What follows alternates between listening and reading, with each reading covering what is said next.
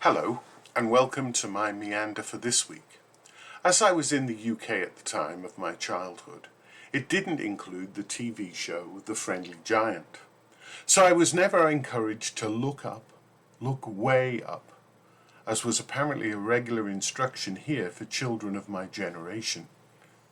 When we're considering the idea of discipleship in the Bible, it's necessary to look back, way back. I mentioned in the introduction to this series that we tend to think of disciples as being the people who followed Jesus in first century Palestine. While this is true, there's more to it than that. Amongst other things, discipleship is about being called. And throughout the Old Testament, we see people being called to follow the direction of God. One of the most important early examples is Noah, who's called to build an ark to save his family and the creatures of the earth from a catastrophic flood. In general, he does what he's told to do. But in all honesty, it doesn't end well. What we see through the Bible is that people are asked to do things by God for which God equips them. But often their human frailties get in the way, and they may find themselves snatching defeat from the jaws of victory. Perhaps the most important call to discipleship in the Old Testament is that of Abram, or as he's better known, Abraham. One of the things to note about this man, who becomes the father of the nation we know as the Jews, is that he has nothing really to commend him to God. He doesn't come across initially as a great leader.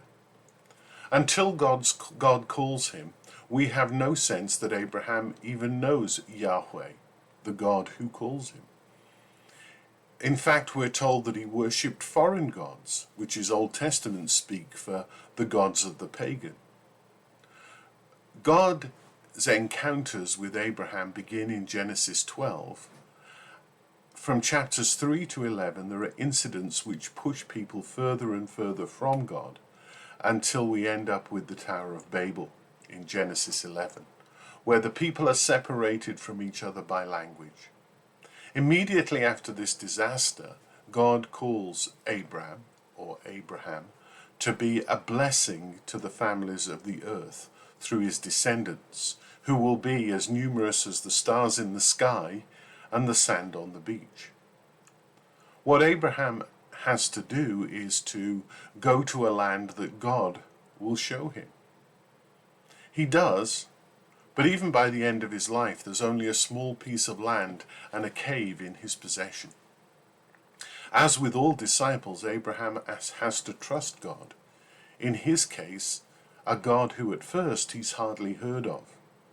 He proceeds by faith and not by sight. Still today, that's how we're called to follow.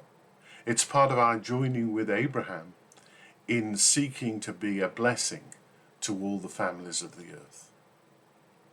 Once again, thank you for taking the time to be here. I trust you're doing well. God bless.